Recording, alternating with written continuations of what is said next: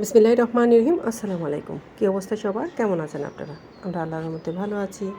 আজকে সারাদিনে যা যা করছি তা আপনাদের সাথে শেয়ার করব। যাই হোক, প্রথমেই রান্না করে নিলাম বাসায় একটু বিরিয়ানি।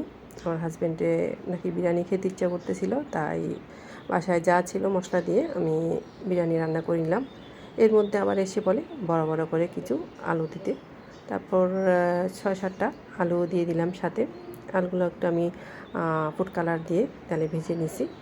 তারপর ভাজা আলু আমি আবার একটু মাংস যে রান্না করতেছিলাম ওইখানে একটু দিয়ে দিলাম। আলুটা যদি এভাবে মাংস রান্নার মধ্যে একটু রান্না করা হয় তাহলে আলুটা একটু জুসি জুসি হয়।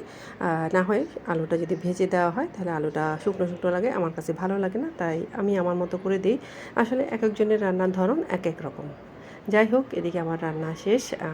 হঠাৎ আবার বড় ছেলের বন্ধুর মা ফোন দিছে, রাতে নাকি ওখানে দাওয়াত। একটু আগে বললে হয়তো, কারণ আমার দুপুরেও বিরিয়ানি খাওয়া লাগলো, এখন রাতেও গিয়ে ওখানে খেতে হবে। যাই হোক, আলহামদুলিল্লাহ রান্নাবান্না শেষ, এখন আমাদের খাওয়ার পর্ব শুরু। আমি যে একটা শখ করে মাটির প্লেট কিনছিলাম ওইটার মধ্যেই আমি আজকে খাবারটা উদ্বোধন করলাম। আজকে শখটা আমার ফাইনালি পূরণ হয়ে গেল। এদিকে বিকালে আমার খুবই মিষ্টি জিনিস খেতে ইচ্ছে করছিল, বাসায় ছিল না নারকেল।